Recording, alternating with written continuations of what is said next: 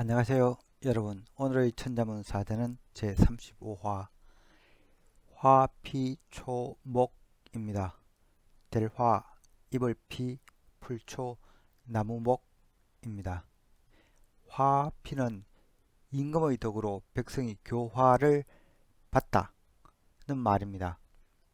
그러니 화피초목이라고 했으니 임금의 덕이 산천 초목에까지 미친다는 말이 됩니다. 고전에 이르기를 명군 성현들의 가르침은 그 혜택이 작은 풀벌레와 길가에 이름 모를 풀에게까지 미친다고 했습니다. 전한의 유학자 이 육가가 쓴 정치 이론서 신어를 풀이한 신어역해 제11편 명계에는 다음과 같은 구절이 나옵니다. 성인지리 성인의 이치는 응급곤충 그 은혜가 벌레에까지 미치고 태급 초목 그 혜택이 풀과 나무에 이른다.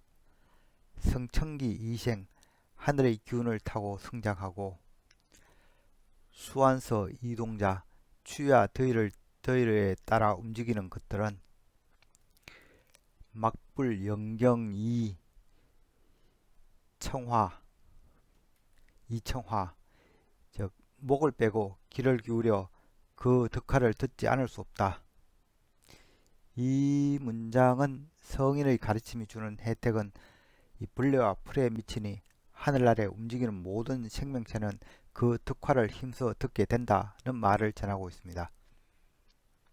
그럼 글자에 대해 살펴보도록 하겠습니다.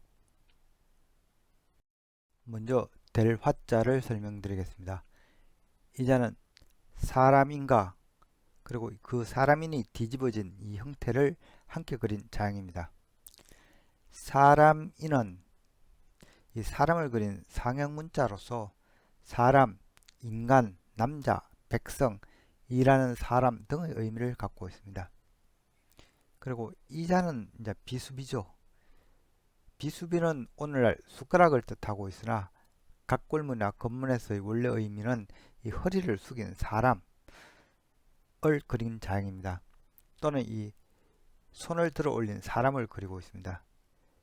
그래서 원래 의미는 허리를 숙이다 또는 이 손을 들어 올리다 였습니다.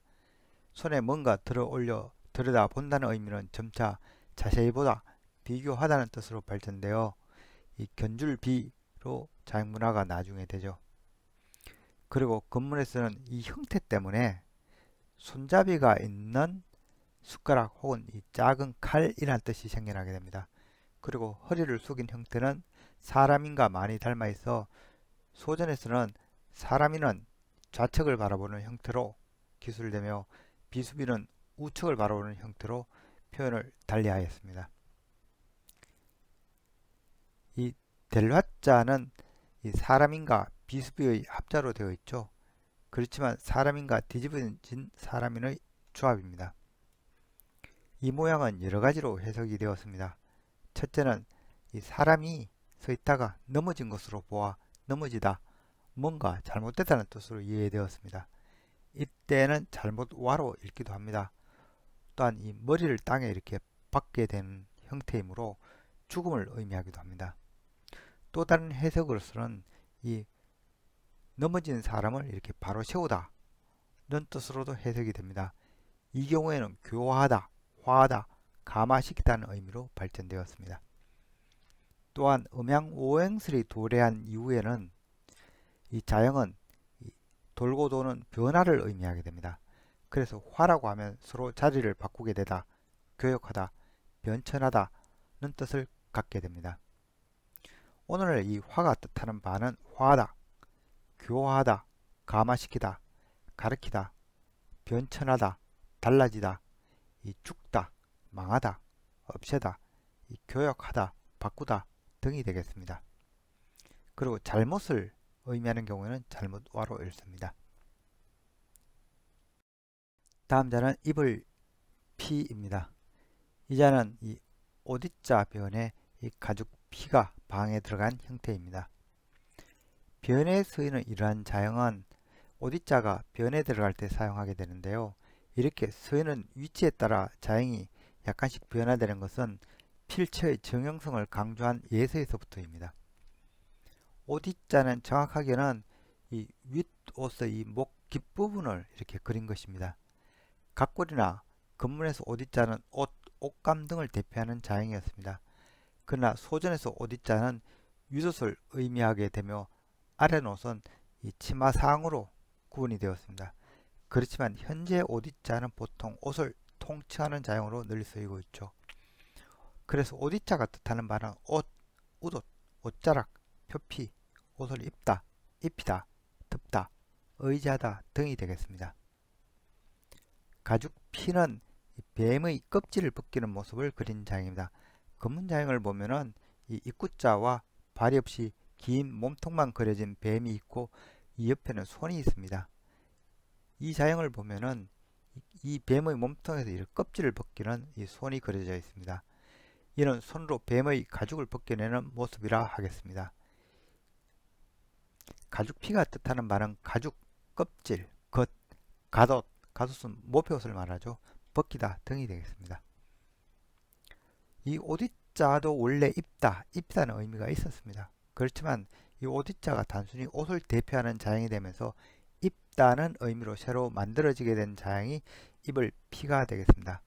옷을 입는 것은 이 동물의 껍질을 이 몸에 두르는 것으로 해석하여 옷자와 이 껍질을 뜻하는 가죽 피의 조합으로 그려내었습니다.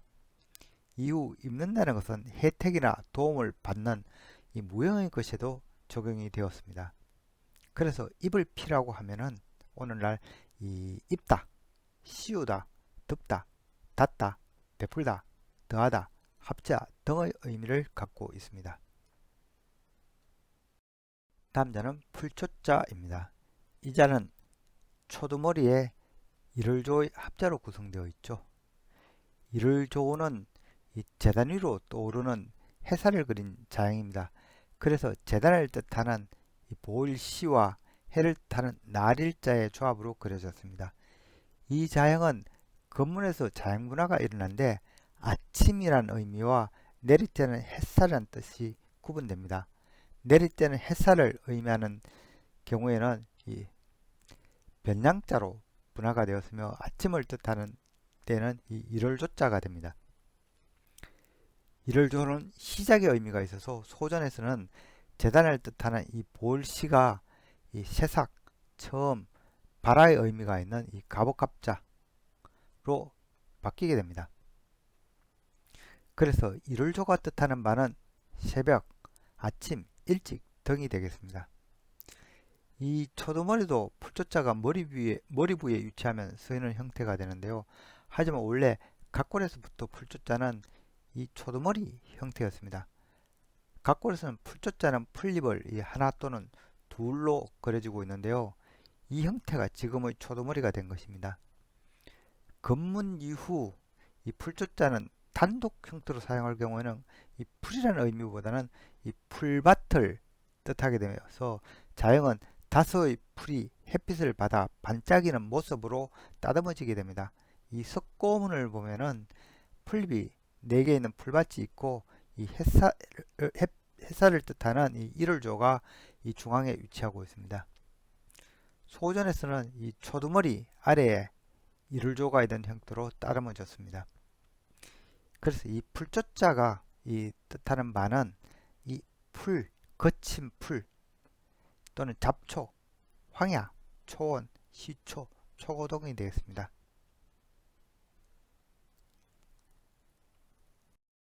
오늘의 마지막 자는 나무목이 되겠습니다. 이 자는 이 나무의 분기된 뿌리와 이 위의 뻗은 가지를 이렇게 그린 형태가 되겠습니다. 그래서 그 의미가 나무 목재를 뜻합니다. 또한 목재는 재료의 의미가 있어 아직 가공하지 않은 이 상태를 뜻하기도 합니다. 그래서 가공되지 않다, 꾸밈이 없다, 투박하다는 뜻이 있습니다. 또 나무는 이 땅을 뚫고 이렇게 하늘로 이렇게 쭉 솟아오르는 모습에서 목화 토금수 오행에서 이 시작 뻗어 오르는 이 시작을 뜻하기도 합니다. 오행에서 목은 시기적으로는 이 봄이며 해가 떠오르는 동쪽의 의미를 갖게 되죠. 재미난 술로 이 목이란 음은 이 나무통을 짝대기로 이렇게 똑 때려서 나는 소리에서 나왔다는 말이 있기도 합니다. 오늘날 나무목이 뜻하는 바는 나무, 목재, 늘 또는 이 나무로 만든 가구, 기구 또는 꾸밈이 없다, 질박하다, 오행의 목 등을 나타내고 있습니다. 이상으로 오늘의 천자문사자 화피초목, 즉 명군의 덕화가 총옥에까지 미친다는 사자성어를 마치도록 하겠습니다. 화피초목은 이 명군의 치세로 세상이 평화로운 태평성세를 일컫는 이 사자라 할 수 있는데요. 죽서기년에 따르면 요임금의 궁궐 섬돌에는 상스러운 자색의 풀이 났는데 이를 명협 또는 즉 상스러운 풀이라 불렀다고 합니다. 해당 구절을 살펴보면 이러합니다. 우유, 초엽, 개이생 또한 풀잎이 계단에서 자라는데 월삭, 시생, 일협 이 초하루에는 한 입이 생기고 월반, 이생, 15협 달반에는 15개의 입이 생기며 16일 이후 일락, 일협 16째 날 이후로는 이 하루에 한 입씩 떨어지고 급회, 이진, 거음이 되면 모두 떨어진다. 이 월소적, 일협, 초이불락 작은 달에는 한 입은 마르지만 떨어지진 않았다. 명월, 명협, 일월, 역협 이름하여 명협 또는 역협이라 불렀다.